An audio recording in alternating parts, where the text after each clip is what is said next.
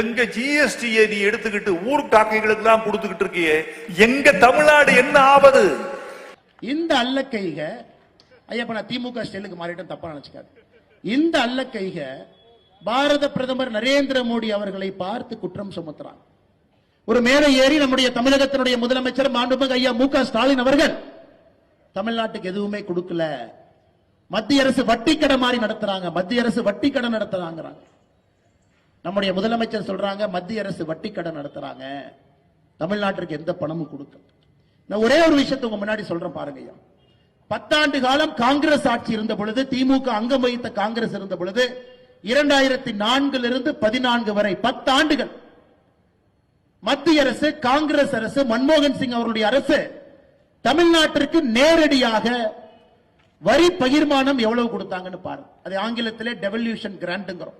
நேரடியாக மத்திய அரசு மாநில அரசு கொடுக்கக்கூடிய நிதி திட்டங்கள் மூலமாக இல்லாமல் பணம் மூலமாக 2004 14 வரை மத்திய அரசு தமிழகத்திற்கு நேரடி டெவல்யூஷனாக 10 ஆண்டுகள்ல 94,977 கோடி, கிராண்டாக 57,000 கோடி, மொத்தமாக 1,52,900 கோடி. 10 வருஷத்துல மத்திய அரசு தமிழக அரசுக்கு நிதி கொடுத்ததுங்க ஐயா 1,52,000 கோடி. நாம் இன்னைக்கு 11 வருஷம் ஆட்சியில் இருக்கும். 2014 25 இருந்து கொண்டிருக்கின்றோம். நாம எவ்வளவு கொடுத்திருக்கோம் பாருங்க ஐயா. மத்திய அரசு நேரடியாக மாநில அரசுக்கு, தமிழக அரசு டெவல்யூஷன் 3,44,000 கோடி, கிராண்ட் 2,70,000 கோடி, 6,14,000 கோடி ரூபாய் நேரடியாக பண பகிர்மானத்தை மத்திய அரசு மாநில அரசு கொடுத்திருக்காங்க. மறுபடியும் சொல்ற கேளுங்க ஐயா. 10 ஆண்டுகள்ல காங்கிரஸ் ஆட்சி தமிழகத்திற்கு நேரடியாக கொடுத்த பணம், திட்டம் மூலமாக இல்லை, பணமாக கொடுத்தது 1,52,000 கோடி. 11 ஆண்டுகள்ல நாம் நேரடியாக தமிழக அரசுக்கு மோடி ஐயா கொடுத்தது 6,14,000 கோடி. 5 மடங்கு அதிகமாக மாநிலத்திற்கு, தமிழகத்திற்கு மட்டுமே பாரத பிரதமர் நரேந்திர மோடி அவங்க கொடுத்திருக்கிறாங்க. இதுல முதலமைச்சர் சொல்றார், ஆமா முதலமைச்சர் அவர்களே, உங்க மருமக சபரீஷன் கோடி கோடியா சம்பாதிக்கிறனால இந்த 12 லட்சம் ரூபாய் கீழே வரமாட்டார், அதனால உங்களுக்கு கோபமா? இல்ல உங்க மகன் நடத்தக்கூடிய ரெட் ஜெயின்ஸ் நிறுவனம் அவர்களுக்கு வரி விதிப்பு வைத்திருக்கிறாங்க, அவங்களும் 12 லட்சத்துக்குள்ள வரமாட்டாங்கன்னு கோபமா? நடுத்தர மக்கள் சந்தோஷமா இருக்கிறாங்க. அவர்கள் சம்பாதிக்கக்கூடிய பணத்திலே வரி வேண்டாம் என்று மோடி சொல்லி இருக்கின்றார். 12 லட்சம் ரூபாய் வரை 87% இந்தியால வரி கட்டுறவங்களுக்கு வரி இல்லைன்னு சொல்றாங்க, அவங்க சந்தோஷமா இருக்கிறாங்க. உங்களை போன்று காலையில சூரியன் உங்க உடம்புல படணும்னாவே 11 மணிக்கு ஏசி ரூம்ல இருந்து வெளியே வந்தா தான் சூரியன் உங்க மேல படும். 5:30 மணிக்கு சூரியன் படுறவங்க, 6 மணிக்கு சூரியன் படுறவங்க, காடு தோட்டத்துல ஆட்டுக்குட்டி வச்சு பொழப்பு நடத்துறவங்க, முருங்கைக்காயை பறிச்சு பொழப்பு நடத்துறவங்க, தேங்காய் மரத்தை வச்சு பொழப்பு நடத்துறவங்க, இவங்க எல்லாத்துக்கும் சந்தோஷமா இருக்கிறாங்க ஐயா. ஏன்னா அவங்களுக்கு எல்லாம் 5:30 மணிக்கு 6 மணிக்கு சூரிய வெளிச்ச உடம்பு மேல படும். இந்த 11 மணி 11:30 மணிக்கு இரவுல 2 மணிக்கு படுத்து தூங்கிட்டு காலையில 11 மணிக்கு எந்திரிச்சு 11:30 மணிக்கு வெளியே வர்றாங்கல்ல, அவர்களுக்கு மோடியின் மீது கோபம் தான் இருக்கத்தான் செய்யும். அந்த கோபம் இருக்கட்டும், அந்த கோபத்தை நாங்களும் வரவேற்கிறோம். அது போன்ற ஒரு கோபம் தான் தமிழகத்தினுடைய முதலமைச்சர் ஐயா மு.க. ஸ்டாலின் அவருடைய கோபம். வேற எந்த கோபம் இல்லைங்க. அது போன்ற ஒரு கோபம், வேற எந்த கோபம் கிடையாது. இன்னைக்கு நாம் இவ்வளவு செய்து கொண்டிருக்கின்றோம்.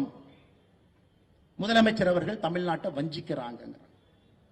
இங்க இருக்கக்கூடிய விவசாய பெருமக்கள், விவசாயிகளா இருக்கலாம், மீனவர்களா இருக்கலாம், பால் பண்ணை நடத்துற விவசாயிகளுக்கு கிசான் கடன் அட்டை இந்தியால மட்டுமே 7.7 கோடி பேர் இருக்கு.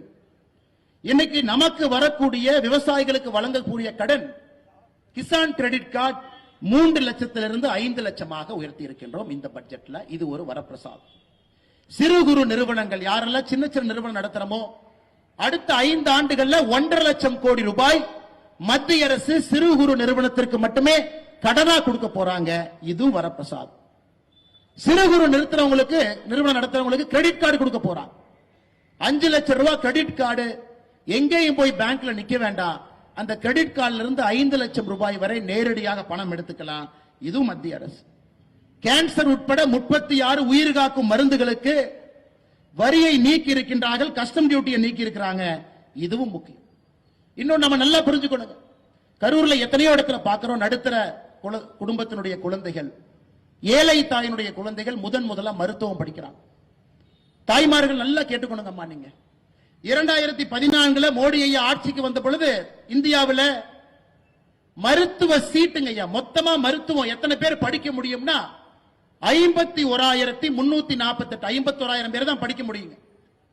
இன்னைக்கு மோடி ஐயா 11 ஆண்டுகள் கழித்து நம்முடைய ஆட்சியில மொத்தமாக மருத்துவ சீட்டை 51,000 இருந்ததை 1,17,000 உயர்த்தி இருக்கின்றோம். மருத்துவ கல்லூரி சீட் டபுள். மோடி ஐயா அதோடு நிக்கலீங்க ஐயா. சமூக நீதினா திமுக வாய்களையே பேசுற சமூக நீதி இல்லைங்க ஐயா. மருத்துவ கல்லூரி கட்டணம், சீட்டு அதிகப்படுத்தணும், அப்பதான் சீட்டு கிடைக்குங்க ஐயா.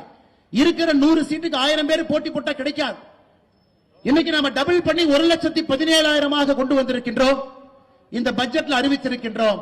அடுத்த 5 ஆண்டுகள்ல இன்னும் 75,000 மருத்துவ சீட்டை நாம் ஆட் பண்ண போறோம். அப்படி என்றால் 2030 முடியும் பொழுது 2 லட்சம் பேர் இந்தியால ஒரு வருஷத்துக்கு மருத்துவம் படிப்பாங்க. 2013 51,000 இருந்தது, இன்று 1,17,000 இருக்கிறது. இன்னும் 75,000 நம்ம சேர்த்த போறோம்.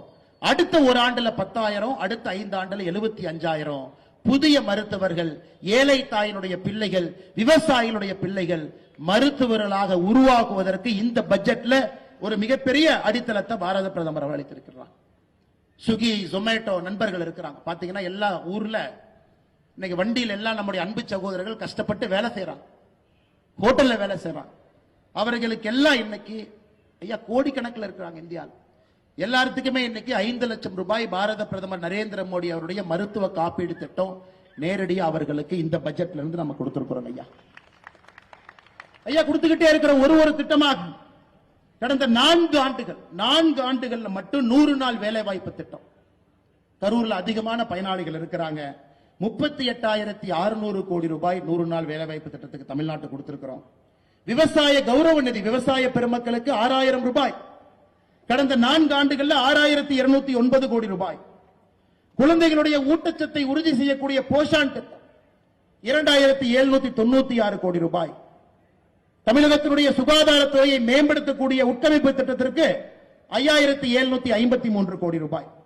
தேசிய சமூக உதவி திட்டம், அதாவது நம்முடைய முதியோர்களுக்கு உதவித்தொகை 2,480 கோடி.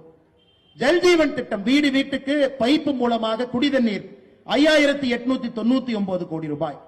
கிராமப்புற மோடி வீடு 3,087 கோடி ரூபாய். கிராமப்புற சாலை திட்டம் 1,464 கோடி ரூபாய். தமிழ்நாட்டில் இன்னைக்கு நடக்கக்கூடிய மத்திய அரசு செய்யக்கூடிய தேசிய நெடுஞ்சாலை நேஷனல் ஹைவே இன்னைக்கு மட்டும் ஐயா 46,000 கோடி ரூபாய்க்கு வேலை நடந்து கொண்டிருக்கிறது. 46,000 கோடி ரூபாய் தமிழ்நாட்டில் இன்னைக்கு வேலை நடக்குது. அப்படி இருக்கும் பொழுது எந்த அர்த்தத்தில் நம்முடைய முதலமைச்சர் அவர்கள் நீங்க எங்களுக்கு நிதி கொடுக்கலீங்கிறார். நாம் கொடுத்திருக்கக்கூடிய நிதி காங்கிரஸ் ஆட்சியை விட நேரடி நிதி 5 மடங்கு உயர்ந்திருக்கிறது. லட்சக்கணக்கான கோடி ரூபாய் திட்டங்கள் மூலமாக கொடுக்கிறோம். ஆமா, தமிழக அரசு கொடுக்கலீங்க, மோடி வீட்டில் கொடுக்கிறோம். 5 லட்சம் ரூபாய் காப்பீட்டில் கொடுக்கிறோம், விவசாயிகளுக்கு நேரடியாக கொடுக்கிறோம், முதியவர்களுக்கு ஊக்கத்தொகை கொடுக்கிறோம், சத்துணவு திட்டத்தில் கொடுக்கிறோம். நேரடியாக திட்டம் மூலமாக பணம் வருகிறது. கடந்த 4 ஆண்டுல மட்டும் தமிழகத்திற்கு 4,5 லட்சம் கோடி ரூபாய் மத்திய அரசு தமிழகத்திற்கு திட்டம் மூலமாக கொடுத்திருக்கிறார். தேசிய நெடுஞ்சாலை, விமானம், துறைமுகம் எல்லாம். அதனால் அன்பு சொந்தங்களே, தமிழகத்தின் மீது எப்பொழுதும் தனி பாசத்தில் இருக்கக்கூடிய பாரத பிரதமர் மோடி அவர்கள் எப்பொழுதும் தமிழ்நாட்டை உயர்த்தி பிடிப்பதற்கு தயாராக நிற்கக்கூடிய ஒரு மனிதர். எனக்கு அவரோட ஓரளவுக்கு தெரியுங்க ஐயா. இந்த கட்சியினுடைய தொண்டனாக அருகில் இருந்து இந்த மாமனிதனை பார்ப்பதற்கு ஒரு பெரும் பாக்கியம் எனக்கு நிறைய இடத்துல பார்ப்பங்க. தமிழக மக்களின் மீது உண்மையாலோ எந்த அளவுக்கு உணர்வு பூர்வமாக எங்கேயும் நான் பார்க்கலீங்க. உள்ளத்திலிருந்து உணர்ச்சி மிகுந்தமாக நம்முடைய மக்களின் மீது வைத்திருக்கக்கூடிய நம்பிக்கை. மேடையின் மீது அமர்ந்திருப்பாங்க, பக்கத்துல பல முறை பார்த்திருப்பீங்க, மோடி ஐயா என்கிட்ட பேசுவாங்க, நான் மோடி ஐயாட்ட கையை மறைச்சு பேசுவேன். அவர் கேட்கறதெல்லாம் பெண்களை பார்த்தாங்கன்னா முதல் கேள்வி என்ன கேட்பாருன்னா, பெண்கள் இத்தனை பேர் வந்திருக்கிறாங்களே அவங்களுக்கு கழிப்பறை வசதி எல்லாம் பண்ணிருக்கியான்னு கேட்பாரு. நான் சொல்லுவேன், பண்ணிருக்கேன் சார், அங்க இருக்கு. அப்படி தண்ணி வசதி அப்படிமா, தண்ணி எல்லாம் பண்ணிருக்கிறோங்க ஐயா. வெயில் ரொம்ப அதிகமா இருக்கு, எப்படி இவங்க எல்லாம் இங்கிருந்து நடந்து போவாங்க, எப்படி வந்திருப்பாங்க இவங்க எல்லாம் சரி, இப்படி வந்திருப்பாங்க. எல்லாம் என்ன வேலை செய்வாங்க தோராயமா? எந்த ஊர்ல இருந்து வந்திருப்பாங்க இவங்க? எந்த பகுதி? ஆர்வமாக மேடையில் இருந்து, குறிப்பாக நம்முடைய தாய்மார்கள் சகோதரிகள் அமர்ந்திருக்கும் பொழுது ஆர்வமா கேட்டு தெரிஞ்சுக்குவாரு. போன பிறகு சில நேரத்தில் அவங்க கூட வந்திருக்கிற டீம் வெளியே போய் செக் பண்ணுவாங்க. போதுமான தண்ணீர் வசதி இருக்கிறதா, போதுமான கழிப்பறை வசதி இருக்கான். எங்கேயாவது குற்றம் குறை இருந்தால் நேரடியாக டெல்லியில் இருந்து தொலைபேசி மூலமாக அழைத்து அதை சுட்டி காட்டுவார். ஒரு பிரதமர், ஒரு நாட்டினுடைய பிரதமர் ட்ரம்புக்கு நேரடியாக ட்ரம்ப் சேர தூக்கி பின்னாடி போறார்.